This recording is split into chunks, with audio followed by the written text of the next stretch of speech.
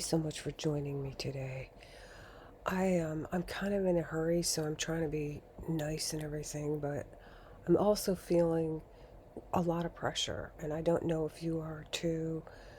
But with the current situation that's going on, I've seen a lot of historic parallels, and I'm looking at the belief and the faith of people and what they're fighting for, and what's going on in the world, and the unfortunate situation that's calling us out to be in a position of either watching and being a casualty, or vicariously affected somehow in the midst of this struggle.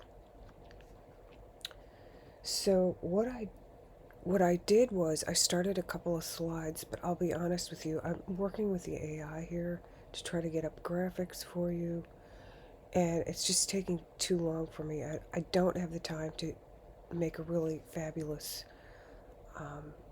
set of slides, but if you wait for all the green lights, you're never going to go, right? So it's this kind of sense of urgency that I have.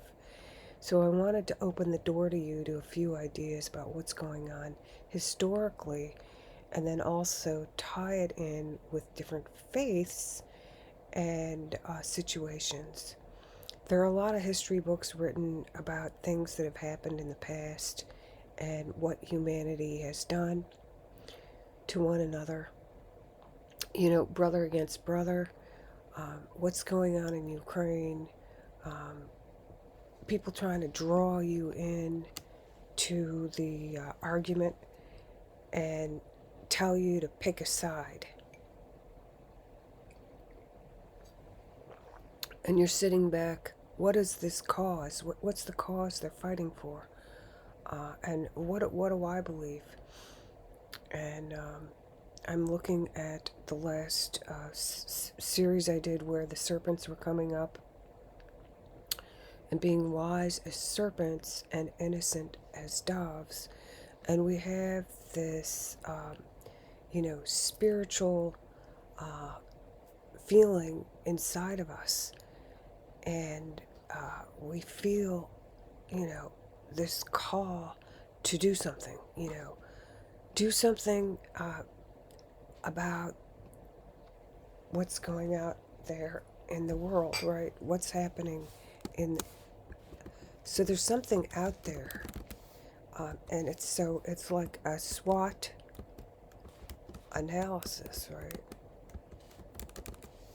Strengths, opportunities. I'm just gonna kind of.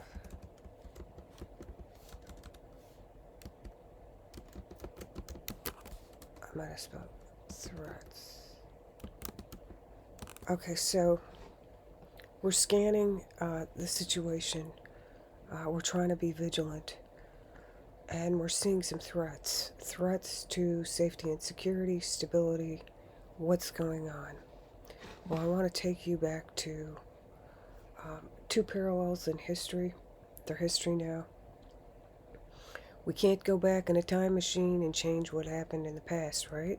We can only go forward. So I'm seeing a parallel between the October 7th Battle of Lepanto and the Houthi rebels on the Gaza Strip. Both were done in a passionate and dispassionate way. It's a contrast between reason and rage, and it is on fire, if you will. So we have these forces, if you will, and we are told that in Europe here, contemporaneously or recently, or simultaneously, in Europe, in this world, we had something sort of kick off, like a domino effect or simmering of long held grudges and vengeance that were passed down, intergenerational curses. These are intergenerational curses. They are deceptions about how to proceed. And they are brutal. And yet here we are. And in one of the other videos I talked about Mother Mary coming to me, let it be the Beatles song. And it's sort of a song about peace and centering and grounding. Now that peace and centering and grounding might have, the Beatles are the name of a band from a period of time when there used to be oil embargoes, gas lines in the 70s. I would like to make more slides for you to give you graphics so you can picture this stuff, but I'm afraid I'm running out of time and I have to try to condense the material as quickly as possible. Now, I brought this up before, but I've mentioned it in passing. It might have been nuanced. You might not have noticed it. I might have put a video below of somebody mentioning it. And I've also talked a lot about this, to dream the impossible dream. And I mentioned wild horses. And so we have this animal instinct. We have this spidey sense, if you will, of how to proceed, right? How do we listen to the still small voice within? How do we get to this basic place where we're going to get through this, get to the other side, get to safety, get to calm waters, and move away from the situation, but we're compelled to go forward and prepare for the situation. Now, as I said, I do not have time to prepare any more graphics, but I do have access to the internet at this time. I'm in the United States of America. There are monuments everywhere here. There are monuments everywhere overseas. And I think one of the big things here is, what are we fighting for? And are we fighting for peace? Are we going to have a truce? There's a deadline looming. There are resources, life-affirming resources that we are fighting for, right? I don't need to tell you about the history in the 1500s of Constantinople, the Byzantines, the Christian, and even earlier than that, the Egyptians over in Istanbul area now. They used to have Roman chariot races there, and the Hippodrome. There were Egyptian obelisks there, the seaport area. And the Christian mosaics are there. But this area is somewhat spared, and it's not totally clear why it's been spared. But it is a predominantly peaceful ruler that is going here. Now, what happened there is that we had a war. We had many wars. Okay? Many, many wars. The governance in that area changed many times. They were brutal wars. But there was enough sustenance to continue on. There was enough wherewithal to preserve history and keep artifacts and mementos and memories. The spoils of war are there. Now, What does October 7th, 1571 have to do with October 7th, 2023? Well, there's some parallels in the fact that the Battle of Lepanto, actually, maybe we could get a graphic for that. We could get a map. Let's see what Wikipedia says. I'm sorry, I'm in a hurry. I'm trying to get out here for you to get the message across, and I need help to get it quickly. Here it is, the Battle of Lepanto, October 757. There's a lot of paintings about it. Let's see this. Okay. Actually, I have a book here. Let me grab it because I was reading this last night. I don't know about you. Let's see if this is in a public domain.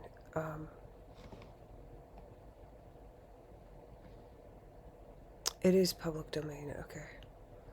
I think this is a faded picture, honestly, quite honestly. Let me get this a little brighter. Okay, I want you to picture this, and I'm going to open up a book. I'm going to tell you the title of the book. This is the Islam wars that were going on in the 1500s. Turkey was, Istanbul was already there. It was like mission creep with the Islamic,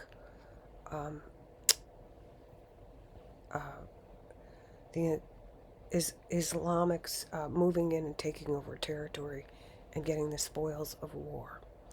Now, to say that who gets to be there, and if you go all the way back, you have Egyptian rule, then you have Roman rule, then you have Constantinople. All these wars were brutal, and they come in and they say, this is the rule of law now. We're going to change the guard. So let me get over to the book. This is a book by Donald Calloway. You can get it. It's called Champions of the Rosary. It's the history and heroes of a spiritual weapon. Okay, this is about a weapon. It's a spiritual weapon. Okay? So sometimes we're called to spiritual warfare when we don't have access to the tools. We have other tools in our toolbox. And this cause calls us to be wise as serpents and innocent as doves. It's letting go and connecting with Source. And in the midst of the storm, getting in maybe like a stormtrooper, I don't know. But, this is the situation at hand. We have faithful people that are meek and mild, that are being dominated by rulers that are telling them they have to go to war, they have to fight for this, they have to do that. And we've got the Ottoman Empire, and we have other faithful things. So let's go back to history, because history repeats itself in various ways. It's very uncanny. So I'm just going to kind of give you on the 16th century, the title of this chapter is the 16th century. It's page 85. I'm going to back up for a second, and then we're going to get to this battle, okay? Because this is a very important point in history, and I'm seeing these parallels, and, this is not just a battle for physical spoils of war. This is a battle for minds. And it's also spiritual warfare. It's like the cunning of the serpent in the Garden of Eden, deceiving that you can stay in the Garden of Eden and stay in grace and just eat this fruit and it's going to empower you. It's this idea of a wrong choice by being fooled or tricked and having to learn the hard way. So let's read page 85 at the top. It says, by 1453, Muslims had already taken over Constantinople. Hence the reason I went to the graphic on Turkey. I guess I'll just leave it back. Okay, it said, this is when the Muslims captured the city and they renamed it Istanbul. And they turned its greatest Byzantine church, Hagia Sophia, into a mosque. Today, the impressive edifice is neither church nor a mosque, but a museum. So, they've gotten to the point where they've decided, hey, let's, in all fairness, turn this into a museum and let's not clash too much with other faiths. Let's make this a museum now. Okay. After the sacrilegious conquest of Constantinople, the Muslims continued their exploits throughout the Mediterranean region. They subdued much of the territory of the Balkans, Hungary, and Romania. And in 1529, they threatened Vienna. And in 1539, they could have easily taken the city of Kotor in a town called Montenegro if it had not been for a third-order Dominican mystic named Blessed Hosanna of Kotor. Now, this young convert from the Eastern Orthodox Christianity to Roman Catholicism became a third-order Dominican. And what was her weapon?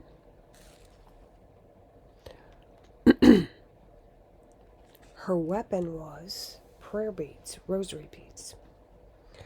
Now, you can count on this. This happens to be an abacus, okay?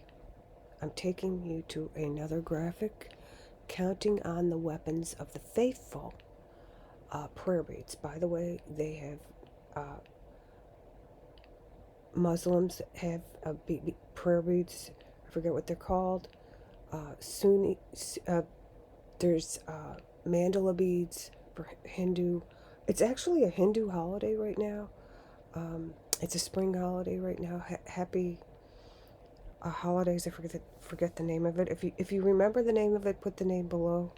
I hope that things can go well, but I still feel a sense of urgency, and I think we need to count on our prayer beads and listen to the miracles of the faithful and their stories from the past. And the date and the timeline seem to be repeating. Okay, so this third order Dominican, a Turkish admiral, Hadrian Barbossa, was waging an assault on the city of Kotor with an army of 30,000 Muslims. Hosanna exhorted the people to pray a rosary as a weapon against the Muslims. So she said, look, everybody get your beads. Be innocent as doves, okay? This is a spiritual battle too. It's not just a literal physical battle. It's spiritual. It's a battle for the mind. And you need a tool to keep you centered and grounded, and to have faith, and to connect with Source. So the tool was rosaries for them. If you were, like I said, it's sitting there contemplating the true meaning from Source. It's not so much quantitative like the abacus and the counting beads, but it's more qualitative. But you're doing the repetition of the counting to make sure that you cover all your bases and you do enough repetitions. So it's not so much keeping score as it is counting on Source. Okay? By the way, this channel's name is Abacus for the reason of counting on something. And I was counting on you to help, in the collective to connect and move forward the cause of homelessness and ignorance into enlightenment and so on and so forth. So I have a purpose and a call that I got, and I'm following the call that I got. My call is spiritual, it's peaceful, and each of us has a different calling, a different purpose, and how are we going to make it through all this, and how are we going to decide. So I'm going to tell you about the victory. This victory, it says it was a victory for the rosary, okay? The rosary was used as a weapon against 30,000 Islamic or Muslim soldiers that were trying to move into their territory and take it over, take over their homes, take their wives, take their children, claim it as theirs. We can have 4 or so many wives. You're going to subjugate to us. So they've always had these systems that were not fair with slavery and things like that. And that's why a lot of these other systems failed, is because of the structure, the social structure was, even though it was there, it was unconscionable, and something had to give. Eventually it had to come to an end, because if you're not aligned with source and you're not really interpreting it correctly and getting in that flow, right, the flow of energy properly, it's probably going to have consequences, unintended consequences. So while you may have won the battle, you may not have won the war. Okay, winning the battle and the war are 2 different things. There's spiritual warfare and there's physical warfare. So how are you going to have provisions? How are you going to get through this? So they're talking about rationing gas. They're talking about rationing energy, like how much electricity you have in your home. How you're going to stay warm and cool. So they're having different rules of law, right? And should you prepare? Should you stock up in case there's a hurricane? How are you going to get through these storms? So every year they have this Chincoteague horses cross. Now I am doing this in combination with the AI, and I'm going synchronistically. So what I'm going to do is I'm going to just for a moment go to this Chincoteague. It's a town in Virginia. It is they have a crossing of the horses every year. Okay, so that's what I thought of when the AI did that. I was thinking, if there's energy problems, people that have horses and animal husbandry, they can travel by horse, and the horse can fertilize the ground. The horse can take you places. It can get messy, but that's how they used to travel. It's kind of rudimentary, but it is what it is. I don't have any stables here, but let's back up for a minute, okay? Because we need to stay centered and grounded and focused on what we're trying to get our point across with. So I wanted to tell you about the Battle of Lepanto briefly, and I'm going to go over the next page. I'm going to read about another battle. So there's been a lot of battles in history, and we're getting history repeating itself. And we need to discern. We need to get in touch with Source daily.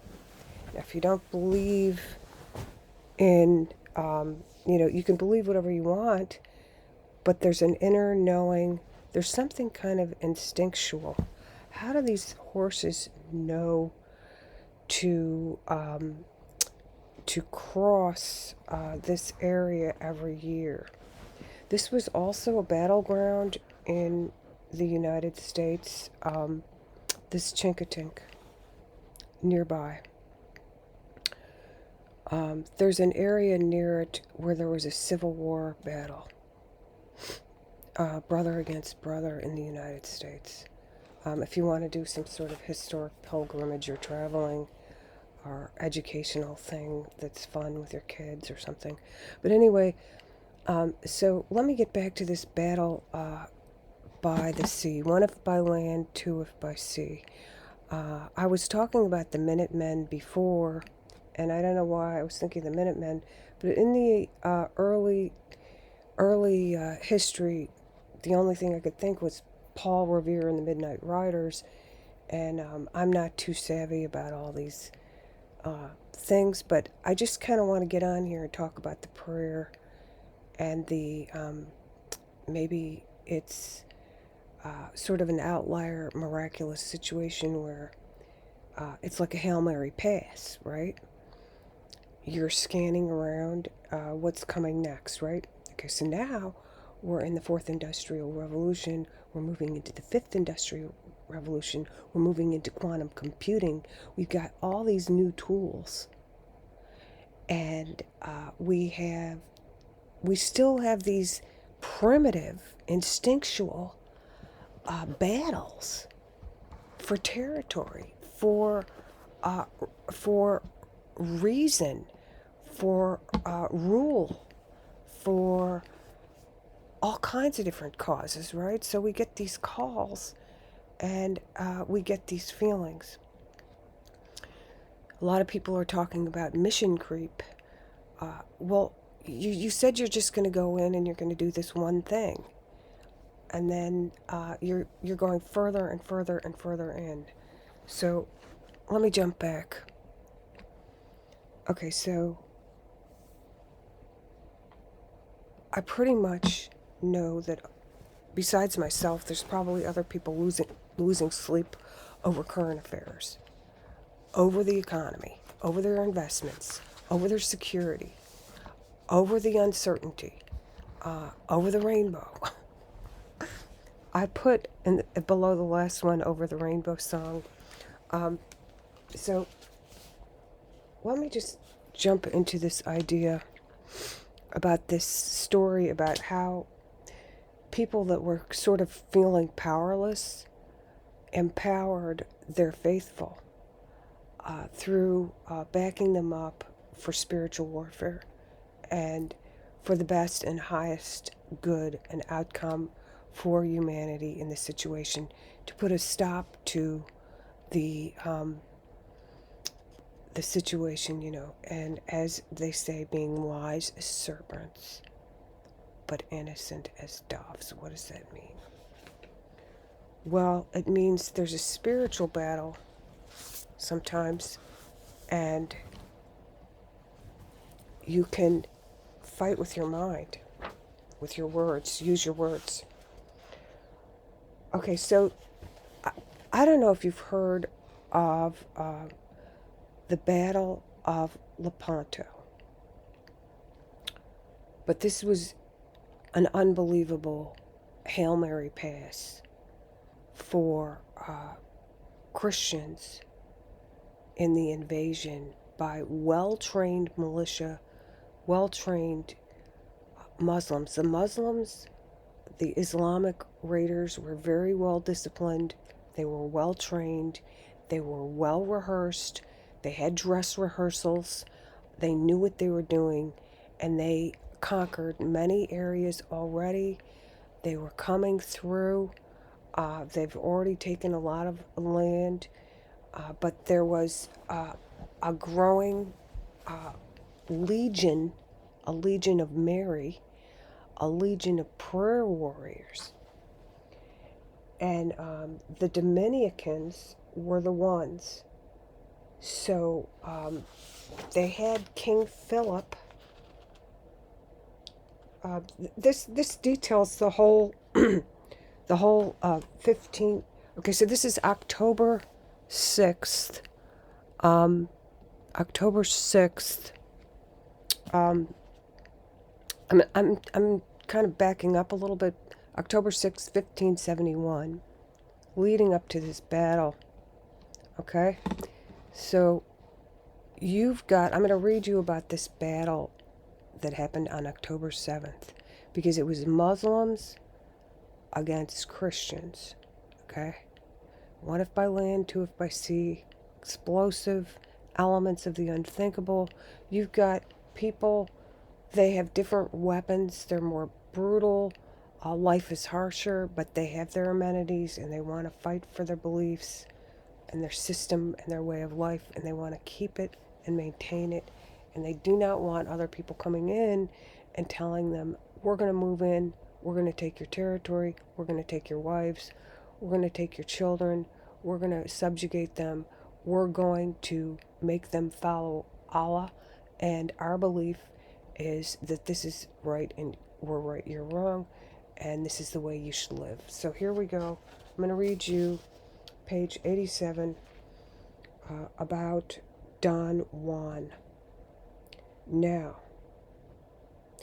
I'm just going to read the last two paragraphs, but before I do, I wanted to let you know there was already during that time, there was, you had Martin Luther, you had the printing press, you had Protestants against Catholics, and you had splits between Christians. A lot of Christians were fighting each other. They had battles too, okay? So you had, moving forward in the timeline of history, you had Christian against Christian.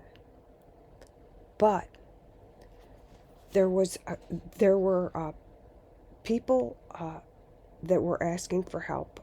The Roman Catholics, the popes, and a lot of countries didn't want to come in, but they were saying, look, they're invading. The Ottoman Empire is spreading, and we need your help. So they had they got help from Spain, from Pius. King Philip II of Spain agreed to help send ships and troops, and his half-brother Don Juan of Austria. Now here's where Don Juan comes into the story. So Don Juan is also, the story was so incredible and unbelievable how they overtook these well-trained militia of the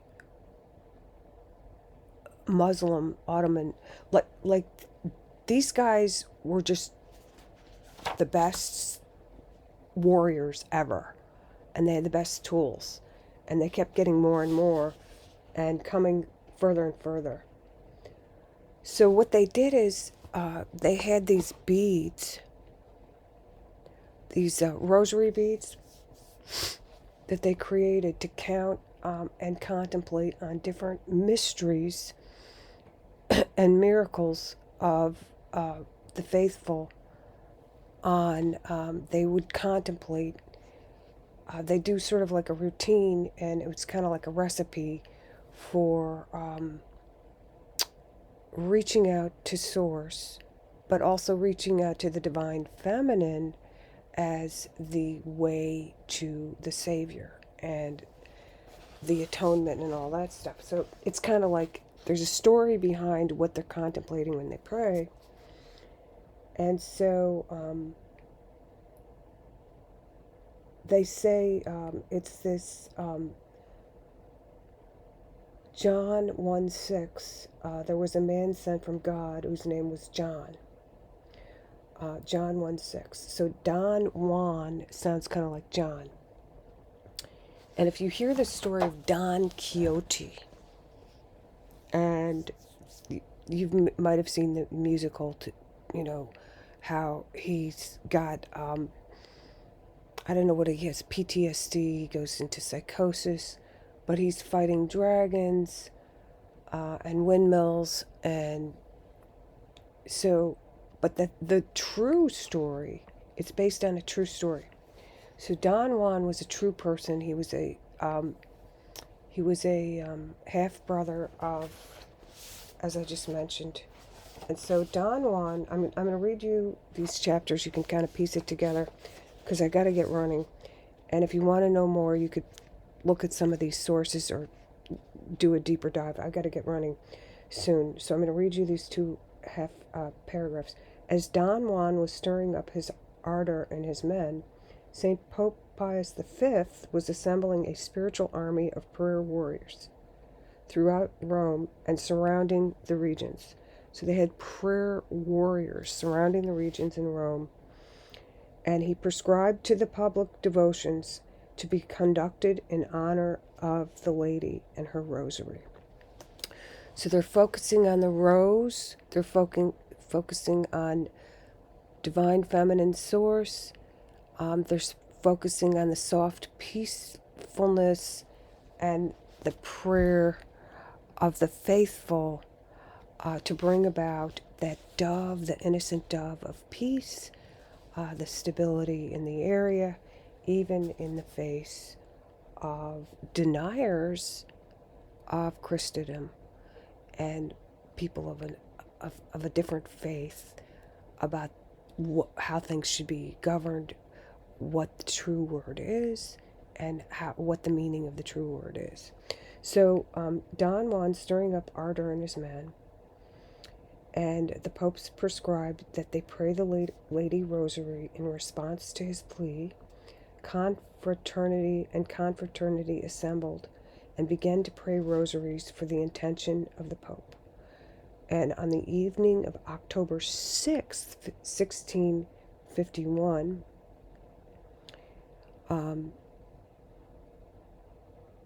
at the Dominican Convent of Santa Maria Sopra Minerva in Rome, he knew that if Europe were to be saved, it would be only through his intercession of the Virgin Mary, with tears in his eyes and a rosary in his hands. So they really felt outnumbered and outgunned, and they felt like they had to turn to something, a higher power. Okay, they felt powerless and wanted to let go and let God. And so, they're tearfully praying to the Queen of Heaven. And on the morning of October 7th, 1571, the Christian fleet set sail in search of the Muslim fleet. Okay, now, I forgot to back up for a minute and tell you why they're fighting again and what the word was. The word was, let me back up because it's very important that you hear this part. In 1539, wait a minute.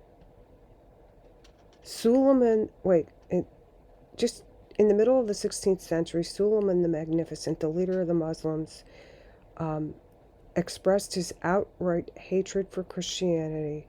His grandfather had once made a vow that he would not rest until he stabled his horses beneath the dome of St. Peter's in Rome, and wound the head of the Pope with a turban. In other words, he wanted all the Christians to conquer, all the Christians to go all the way to Rome. That was the battle plan, is to take over the world and to make them all, force people to be Muslim and to force them into like Sharia type law. And so this is, 1500 thinking. We don't think that way today. Or do we? I don't know. So, the center of Christianity was under a real threat from Muslim invaders. So then it goes on, 1565, the powerful Ottoman Empire inched closer to Rome. And so they talk about the Muslim Armada and the size of their soldiers, 40,000, and the 40,000 against 6,000 Catholics.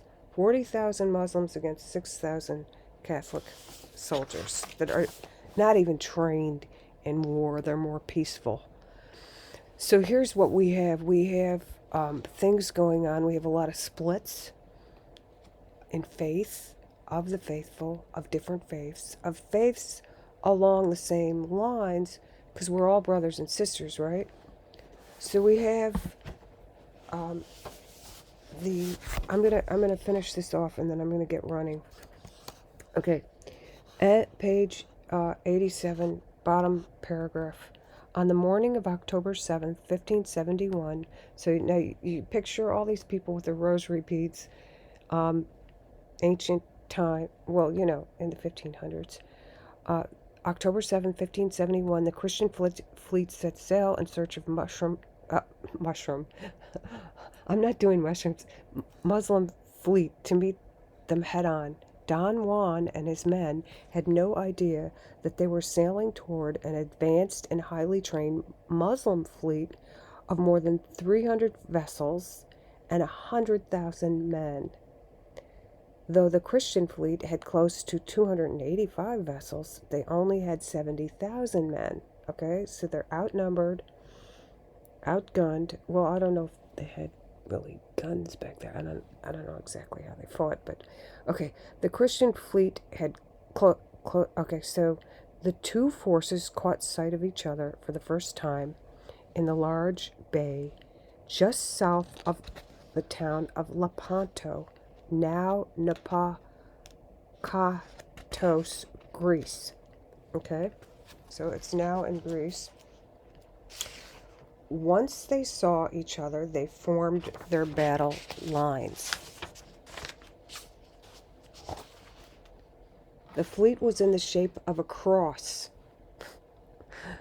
Leave it to the Christians.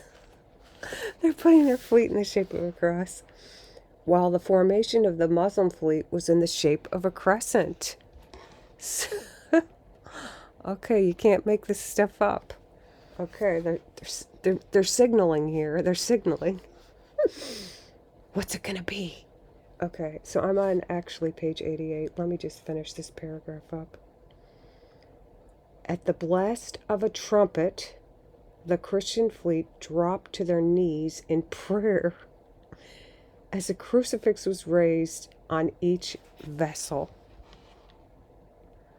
Before they began, they did a Hail Mary and asked for a Hail Mary pass because it's the long shot. And then the battle was on. It was the cross versus the crescent. But there was a major problem. The Christian fleet was sailing into a brisk headwind, blowing against them. And the area in the bay where the Christian fleet had first spotted the Muslim ships quickly became engulfed in a thick fog. Oh my. Well, I'm not going to read you the rest of it. If you want to read the rest of it, you can get the book. Or you can look at some of the other stories, because this battle was so big. Suffice it to say, they won the battle because Mother Nature got their back. And the war has still been waging in very subtle ways. But it's a different kind of reasoning and a different kind of call, So these people live for centuries one way. Someone comes in and says, no, my way or the highway. And it's almost unconscionable, unthinkable that men would do this to each other, brother against brother. It baffles the mind that things would come to this point. We should be better than this, right? We should be wise as serpents and innocent as doves.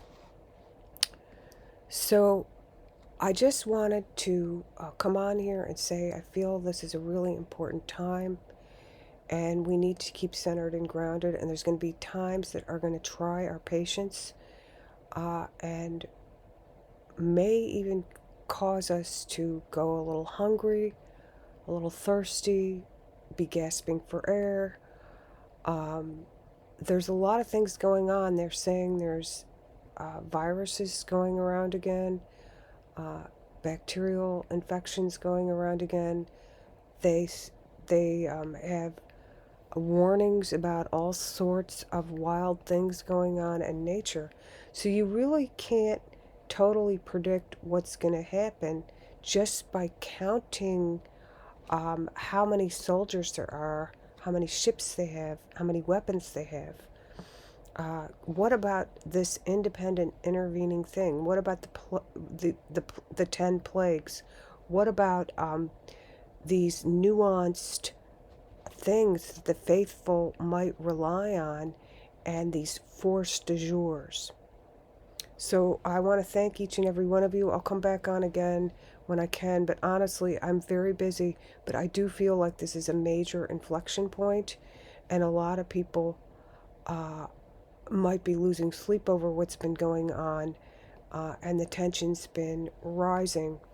Where we're going to wind up, and how this is going to end requires steadfast faith and calmness. Last time I was talking about stoicism, but I do believe the superpower that these people have is in following sort of like the 12 steps. You know, they talk about the 12 apostles, but there's also these other 12 steps. There's the 12 steps of Addiction Anonymous that was started by some faithful people about abstaining from alcohol. Alcohol can be quite the poison. It can be medicine, and it can be a solvent, it can be a tool, but it's not good to be addicted to anything. So there's this 12 steps, and actually Muslims and Mormons are teetotalers. They don't drink. Why don't they drink? Because you have to have a clear head and be healthy, and maybe it's better to just abstain altogether. Personally, I think there's a time and a place for everything, and that, you know, there's a place for it. There's a good place for wine and beer and alcohol and uses for it. But let's not get into chemistry or addiction or anything like that.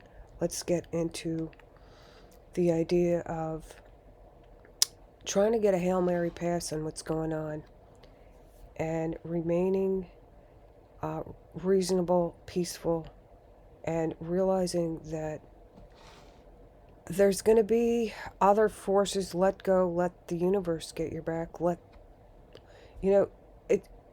Sometimes there's other battles that are being fought that you don't know are going on in the world, that you don't see in your little end of the world, and you might catch a glimpse of it and say, hey, that's not right. I'm taking a side, I'm picking this side or that side. But as for me, I'm going to still remain sort of independent, and I'm not going to be too judgy of anyone, because I know there are people on both sides that have wonderful, beautiful, faithful, pure hearts, and are innocent, and believe, and are not ill. They're not following those vices of greed and dominance and brutal, things that are going to be cruel. There's a lot of people out there. There's a lot of good people out there, and well, I better wrap it up. But I want us to get ready for some shifts, some paradigm shifts that are coming up. And I want us to survive and have salvation and focus on not just the here and now, but the hereafter. So storing up the treasures of the kingdom in heaven gets you ready for the next phase. Because you can't count on things staying the same. It's like the I Ching. Things change. And we have these headwinds coming through. I do believe there's scientific reasons. The Battle of Lepanto was one. I think there's spiritual reasons. The Battle of Lepanto was one. even though they were outnumbered or outgunned, I do believe faith can, as they say, if you say to this mountain, move from here to here, this is what Jesus taught about the faithful, about having faith, about miracles. Some people might call it magic, but it's a it's a powerful. Um, it's harnessing the creative energy of the universe to get your back or to get somebody else's back. And, this is what I think Jesus said to Veronica when she wanted a healing and she grabbed the back of his cloth. I think her face got, the impression of her face was on it. There's all these stories from the past that sort of parallel, and we have artifacts. We have historic artifacts and we have allegory. So you can look at some of the classics and hear about historic things that happened, and then you can look at some of the nuance, both the mathematical quantitative data, but you can also listen to the qualitative data, and you can have all these graphics and everything up there, and these hypotheses and theories about calculated risks, but it just takes it takes everybody to sort of have a meeting of the minds and have some sort of contract for peace and some sort of stability. The problem is some of these things are like festering wounds.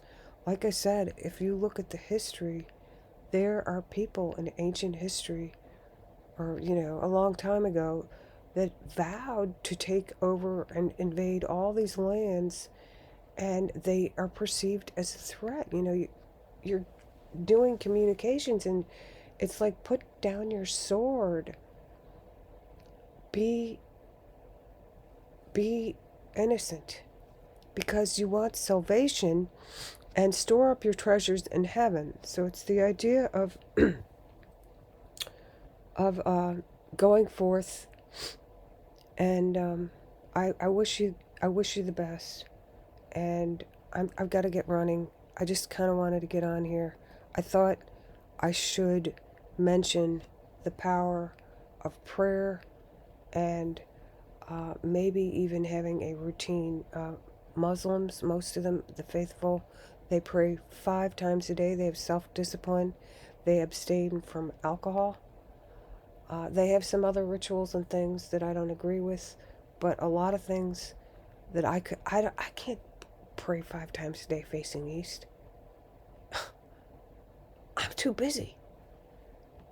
But I try to do a lap around the rosary or something else like that, or prayer. Anyway, guys, we all have our beliefs and faith, and I think we can get through this if we remain steadfast. And some of this stuff is instinctual, and some of it is supernatural and phenomenal, if you will. And there's no telling what's going to happen, but it sure doesn't feel like the golden age is coming in. But somebody says it's the 250th anniversary, and we have to have faith in this upcoming golden age. I'm looking through these history books, and the words golden age are popping up. I was trying to get my thoughts together to kind of articulate the best way to move through this and use this to your advantage. Because remember, to every seed of adversity, there's an equal and opposite seed of opportunity. I have learned so much working with Turkish people. I have learned so much working with Pakistani people. I have learned so much working with Chinese people, Korean people, Japanese neighbors I've learned about. I have this American perspective about this rainbow of sparkly faith in the various beliefs and how it got people through things. You know, in China, what they have is they have a code of ethics, Confucianism, and you can't get in government. You have to study the Analects of Confucius. Now, it's not a religion, it's a philosophy, but it's a code. They have a code of ethics. So here we are with the melting pot of humanity in the United States of America. Come one, come all, the Statue of Liberty. And you have people saying things like, give me liberty or give me death. You know, the Minutemen. And I don't know, I'm hearing the Minutemen. But I don't know what's going to happen. I don't know how this is going to go down. But I do know there's always those independent intervening forces, those nuanced things that you might not be counting on and other people might be counting on, of a force de jour, majeure. I don't know why I said that. But there's different forces out there. And I think we can get through this. And remember, even if somebody passes over and crosses over the rainbow, this is not all there is. Okay? This life is finite, but there's an infinite, eternal life. And there is salvation. I promise you that. There is atonement. There is forgiveness for sins. You can learn from your mistakes. Just, you know, these different codes, these different ways, Taoism, they have some truth in them. And this is where being wise, studying, lifelong learning, keeping on top of things, scanning the area, deciding what you can do. You know, these guys knew they didn't have a prayer. They asked for a Hail Mary pass. The headwinds came in, a bunch of fog came in, and, you know, they didn't see that coming. Even though they were well trained and outnumbered and had better weapons and everything else, it's not necessarily a war of attrition. It was a battle that was won. But as I said, you know, there's all these battles going on, battles for your mind, spiritual warfare, and it would be nice if we could preserve some historic relics and artifacts and have museums and remember the past and get in touch with our ancestors, what they fought for, what they believed, and then look back and maybe laugh at some of the foolish things and beliefs people had, and some of the Greek mythology, like Prometheus flying into the sun.